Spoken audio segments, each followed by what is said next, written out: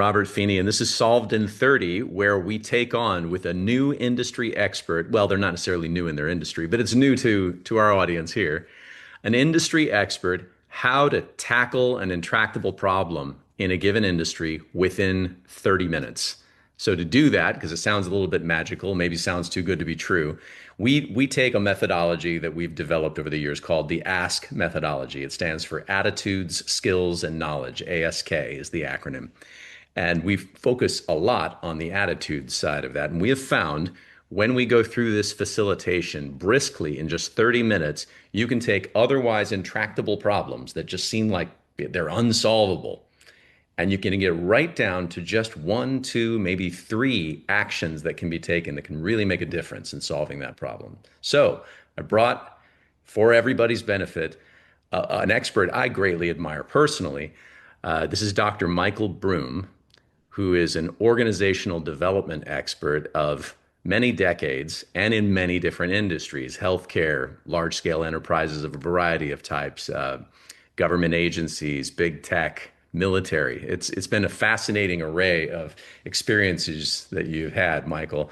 I'll ask you to give what your quick commercial on Michael Broom is for everybody's context. What have you been doing in your career, and what is that intractable problem you'd like for us to tackle? Well, first of all, what I do is I help leaders and their teams identify and solve their own problems. In a nutshell, that is what I do. Now, that actually leads right to the intractable problem that I encounter in just about every single client that I have, is that we live in a society that avoids conflict.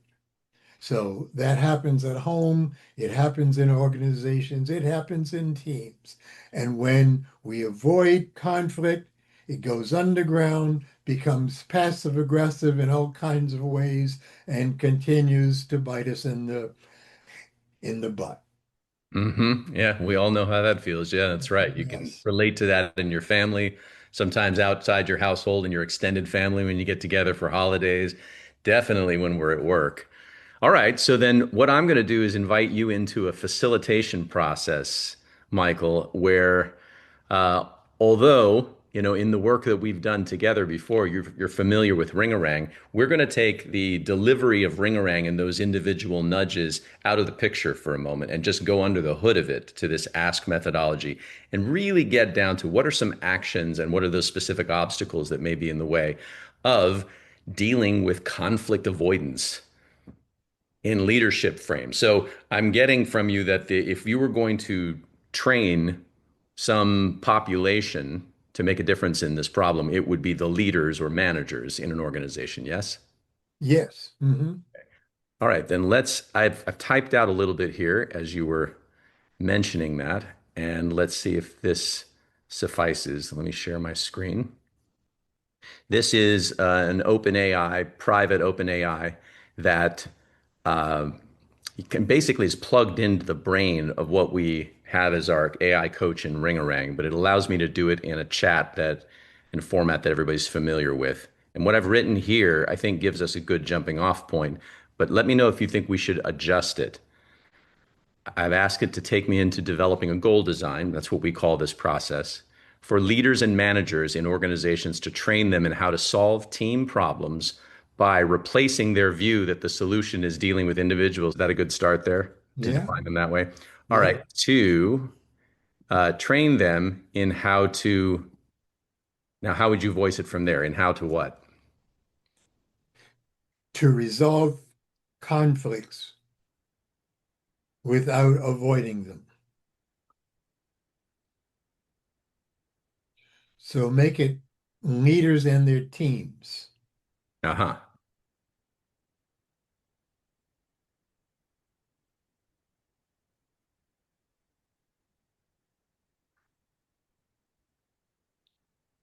And to train them in how to resolve conflicts without avoiding them. So what we're using here is an open AI interface that's private. So it's not training the large language model here, but it basically plugs into the Ringarang brain and it puts it into a user interface that people are familiar with here as a ChatGPT page. So what I've done is typed up here from what you described the starting point of this process. Let me know if this sounds right to you. Take me into developing a goal design, which is what we call this process, for leaders and their teams to train them in how to resolve conflicts without avoiding them. Sound right? That sounds right. All right. So we're going to be partnered by our AI here in my sandbox and see if we can get right down to a solution that's practical and usable within 30 minutes. All right, so first there's going to be the delivery or the development of a goal.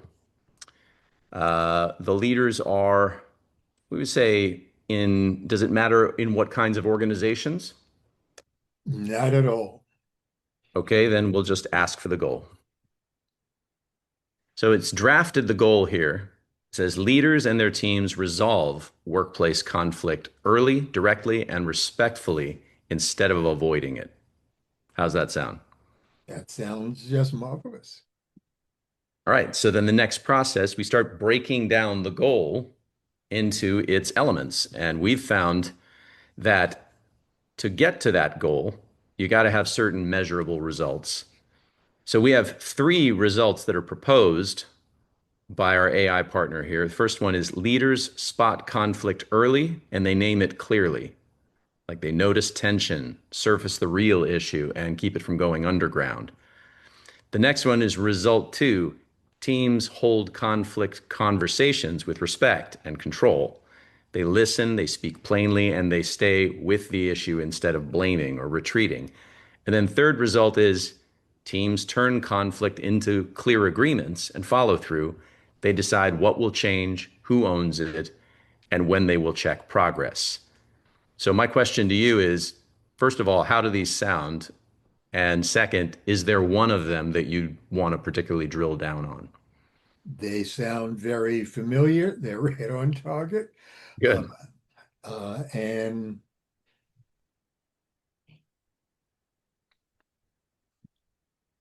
I guess result number three would be the key one. Because people won't do one and two if they don't know how to do number three. How to turn it into clear agreements? Yes, yes. Yeah. Okay. So then very good. So I'm glad to know that our AI is on track here from the beginning. That's going to help make this an efficient process. So it's identifying result number three that we're going to drill down on. Now, if we're doing a full program, we can go after all of those results. But for the sake of our exercise to really find some movement in this problem solving, we're going to drill down on three. Now it says here draft habits because the next thing that we have to do to get that measurable result is have certain behaviors that turn into habits among the people. So let's say in this case, our people are leaders and managers. Habit number one that's been proposed here is a skill habit. Teams write one clear agreement before the conflict conversation ends. Second one is proposed as a knowledge habit. Teams identify who owns each next step and by when. And the next one is an attitude habit. Teams treat follow up as trust building, not policing. Now, if you were to drill down on one of these habits for the sake of our facilitation, which one do you think would be workable? Hmm. The problem I'm having is that these habits and skills would happen further down the process, Mm-hmm. that these are assuming that the conflict is virtually resolved, All that right. we haven't resolved the conflict yet. All right. So then let's make adjustments to this so that we're training our AI on what needs to happen using your expertise. What kind of behaviors would you need to start working on to get this result number three? Uh, the leader or someone who is facilitating the conflict needs, first of all, to be sure, well, needs to do certain things that will support people to listen to each other, right? I can name what those certain things are. All right. And I'm going to ask you to do that. Go ahead. Okay. They need to be sure that one person speaks at a time until each person's emotional bucket has has virtually emptied, because only then will that person begin to listen.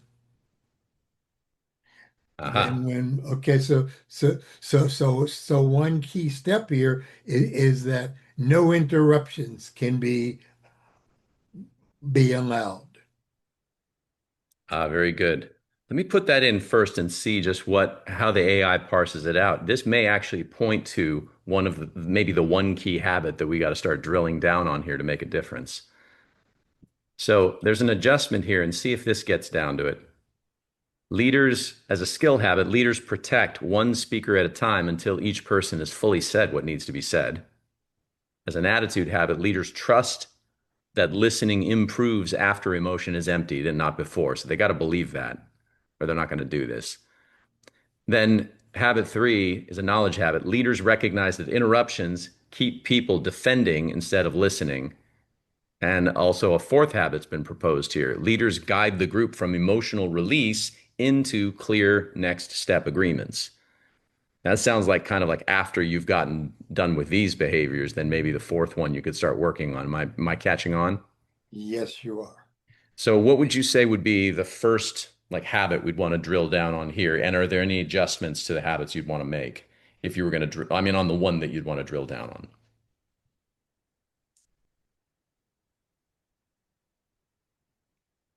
The attitude, number two, is very important because the reason not to allow interruptions is so that each person can feel fully heard. And only when people feel heard, particularly if there's a conflict going on, are they then willing to listen.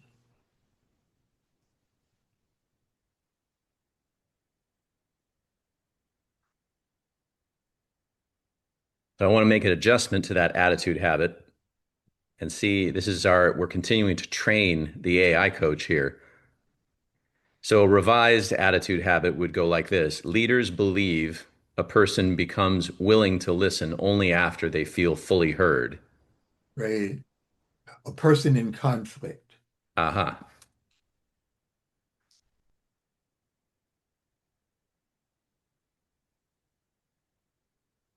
Yeah. Leaders believe a person in conflict becomes willing to listen only after they feel fully heard. Good? Yes. All right, great. Now we've got a habit that we can drill down and really focus on this attitude, which is at the source of behaviors, of course. If you don't have the right attitude, you're not going to take on a new behavior. Now the coach has proposed some topics that if they were covered effectively in training these leaders and managers, you would be able to get this behavior, this habit formed. So take a look at these topics and see if they work for you. The heard, then listen sequence as a topic, emotional emptying for a person in conflict, and leader patience while listening leader patience while listening looks slow. And topic number two is very, very difficult because once again, we live in a society where we want to tamp down emotions, Yeah. uh, right? And so people don't really have a chance to empty those emotional buckets because emotions feel threatening to a lot of people. Uh, and so hence emotions also have a reputation as, well, you're not being very rational. So That does that mean that there's a concern that shows up in these kind of conversations where it's like, all right, let's move past the emotions as quickly as possible because they could create some sort of chaos or threat? you got it. Ah, yeah. Okay. I can see that would be all right. So you pointed to that as being very difficult. As an intractable problem we're going after here, does that mean we should attempt to break this topic in a little bit, see if we can make some headway there? Well, it just takes someone with enough chutzpah Uh-huh. to do it. I guess that requires that they have some level of self-awareness that many do not, and that they have the understanding that this is what they need to do. So if that person, let's word you're training a leader or a manager, and they don't typically present that kind of chutzpah, as you put it, can they be trained in this? Sure. They can. Okay. All right. So then it sounds like this is a topic that's worth going after, yes? Yeah, oh yeah. Oh, all right. All right. Let's choose it then, and let's see if we can get right down to what actions need to be taken inside of this topic. So the topic is emotional emptying for a person who's in conflict. Okay. So at this point, we're taking this from the perspective of I'm coaching a leader around how to do this when the conflict shows up in his or her team. That's right. So it's your training. Exactly. I get the clarification you're making. So emotional emptying might be the person who's in conflict, but what you're doing is training the leader on how to deal with that, right? And how to facilitate that. Yes. Yeah, very good. So then to get that effectively trained, the AI has now presented three what we call action obstacle pairs. And what this means is you want to ask your trainee, in this case, leaders or managers, to take an action. You're going to request them to take an action, but it's paired with an obstacle, which is pointing to what we call an obstacle. It's really like a mental obstacle. There's something in the way when we ask people to do something. And whenever I'm asked to do something, my wife asks me to do something, and I immediately go into this. I don't know if I have time to do that. I'm not sure if I want to do that. I justify why I want to do what I want to do instead of what she's asked me to do. There's a conflict that goes on in my mind that shows up in life as an obstacle. It may have me do it, but do it late. It may have me but not do it well. It may have me avoid it altogether, right? So that's why we have them paired up. It's to say, we got to ask these leaders to take actions, and we've got to acknowledge the obstacle that is likely there for them. So we address it and get it out of the way. Make sense? All It right. does. So here's what the AI has presented as potential action obstacles for you to review. This first one is let one person speak without interruption, and it's presenting the obstacle as being, I believe the conversation will get worse if I let them keep talking. Mm. Right? So that's in the voice of the leader. Yeah, sure. So that works, huh? Well, it's certainly one of them. Yeah. All right. So here's another one. Say, I'm going to make sure you get heard first. Actually, say it out loud. And the obstacle is I assume they need to that I need to calm them down before I can hear them out. Does that match? Oh, absolutely. Yeah. Okay. And then a third action obstacle pair. The action is wait for the speaker's emotion to lower before asking them to listen. And then the obstacle is I believe they should be ready to listen as soon as I ask. Yeah. Is that a relatedness chuckle you just gave? It's like, sure. Yeah.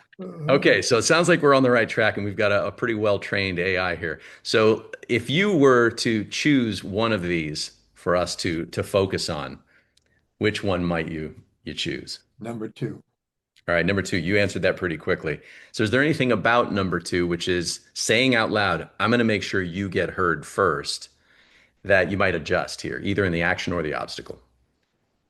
Uh, that the leader needs to say that to all the parties involved. I'm going to make sure each and one of you gets fully heard. Yeah. Yeah, there you go. So there's an adjustment to The action obstacle number two, say to everyone involved, I'm going to make sure each person gets fully heard. Yeah. And still you'd say that this is an accurate obstacle. I assume that I should reassure only the person who is most upset. Looks like that's been adjusted. No, the obstacle is still the first one. Yeah, this one was, I assume I need to calm them Yeah. down before I can Yeah. hear them out. Yeah. That is the obstacle. All right, so let's go with two, but revert to the previous obstacle. There we go. All right, so now we've gotten down to this one.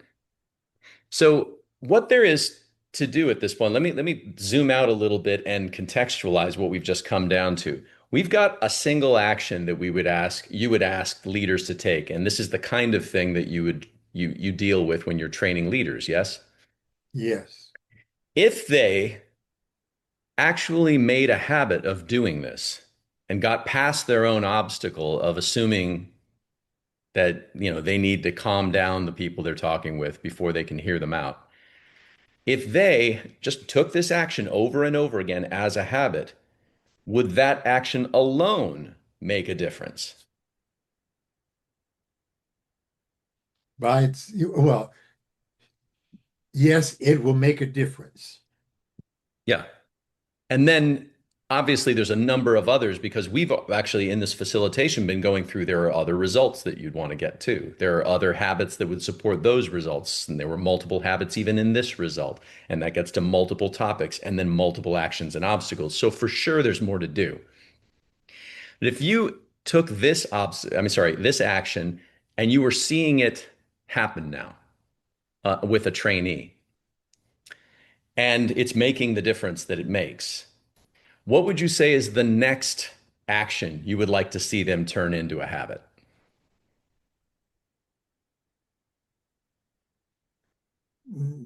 That's an interesting question. You Hmm. know, basically you want them to build some agreements, but something happens before that, Hmm. that there's a recognition that, oh, this is all a bunch of misunderstandings. Okay. Yeah, yeah. So the misunderstandings get revealed in having everybody be heard. Yes, I would say that 98% of the conflicts that I have facilitated have been based in several misunderstandings, right? And one or more misunderstanding. That's why it's so important to get people to listen to each other. Very good. So I've just put that in, and what the AI coach here has now said is when each person feels heard, the heat drops, and then the leader can see what is underneath. Usually a missed fact, a wrong meaning, or a crossed expectation, right? Yeah. So, habit number two, the attitude is leaders believe a person in conflict becomes willing to listen only after they feel fully heard. We tackled this as a topic, which is getting to that emotional emptying. And then the action is we're going to make sure everybody gets heard. So now, as a practice insight for this action, once each person feels heard, the leader can help the group identify the misunderstanding that needs to be cleared up. And then ostensibly, then you've got some movement, right? Now you can actually get some things done. Yes. So there's a proposed next action in that same topic, which is ask, well, what do you think was misunderstood here? And a proposed obstacle in the way of that is, well, I assume the problem is the emotion, not the misunderstanding underneath. Is that something that's real as an obstacle and as an action that you would ask, or would you adjust Not, that? not particularly. Uh, what causes the misunderstanding is that folks folks folks assume uh, that they well Folks assume that their assumptions are truth. Okay. That is the problem. This is very good articulation. The underlying problem. Therefore, they don't bother to go after sound and current data. So now we have a misunderstanding.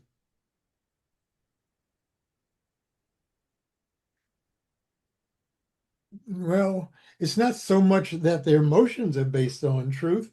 Um, it's that their understanding of what happened Aha. is truth.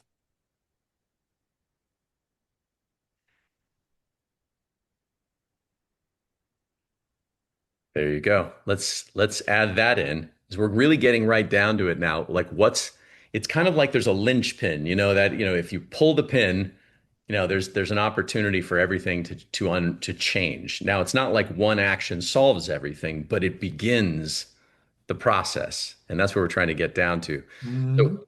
it now has revised this. So ask is the action. Ask, what current facts do we both have about what happened? Is that something you'd want the leader to do after everybody empties their emotions? You're in a conversation, a conflict conversation. You get everybody to empty their emotions. You said to me earlier that it would reveal some misunderstandings, right? Yeah. Now, is that what the leader then wants to do, is to speak to the misunderstanding? What's to be done next to resolve the problem?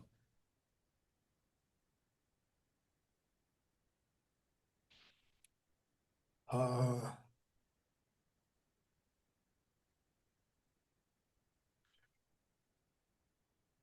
to actually clarify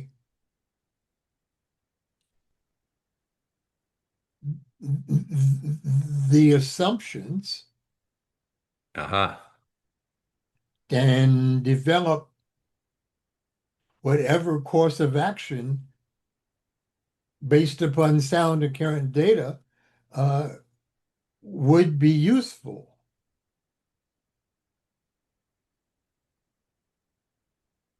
so as a verb here, I started to write next is to clarify the assumptions, and then to what about sound and current data?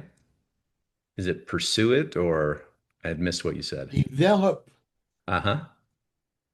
courses of action Ah, to resolve whatever the clarified issues are.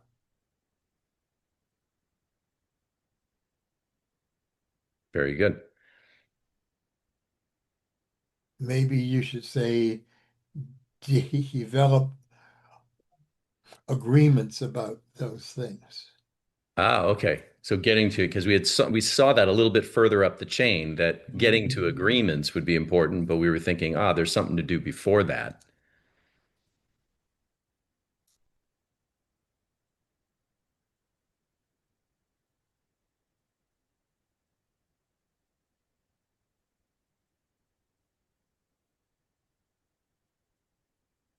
Uh-huh. So there we go. Let's see now how this gets synthesized. So what we have here on this emotional emptying for a person in conflict, we have another action here, which is write one agreement for each clarified issue. Now, is that a practical situation where you're in a conflict conversation, you'd ask people to write something down, or is that not necessarily the way it would go practically? It's not typically necessary to write it down. Uh, well,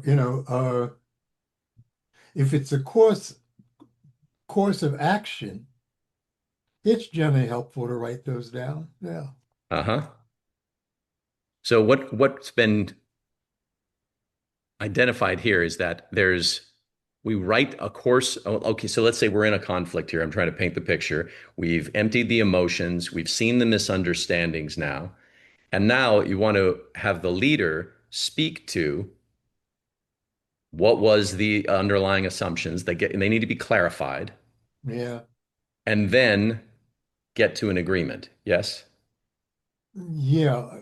Not every agreement will actually require a course of action.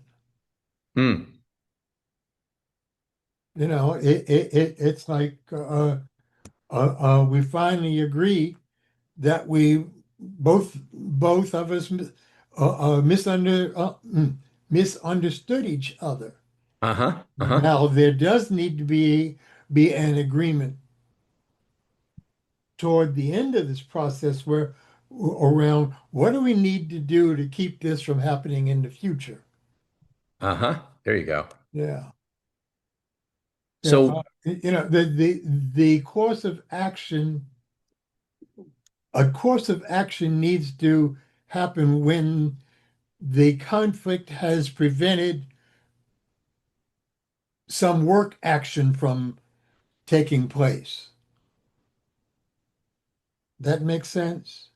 yes. Yeah. So like if there's something that's in the way of whatever the work is that needs to be done, Yeah. that's what Yeah. we've got to get. We got to get the barrier out of the way. Yeah. Right. Right? Yeah.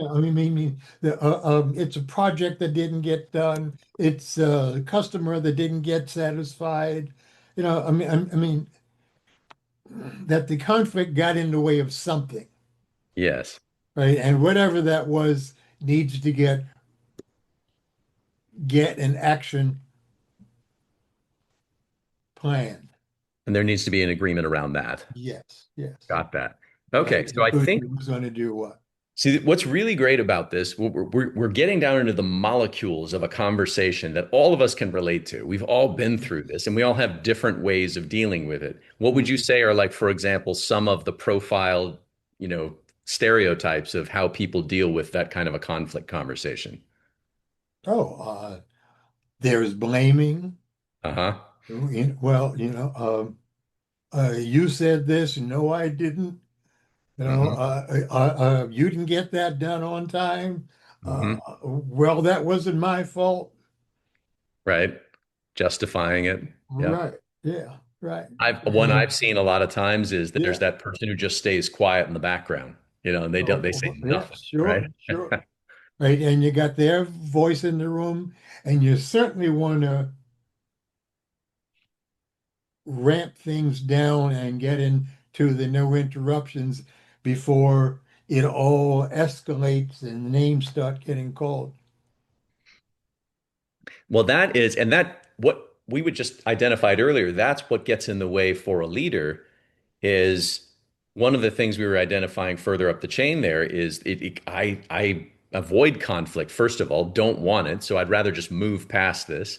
I Yeah. can operate on assumptions like people should do this differently because I told them to do it differently, right? I'm trying to make sure there aren't emotions that create chaos, all sorts of things that are happening for me at one time. And in that moment, to instead stand for each person being heard.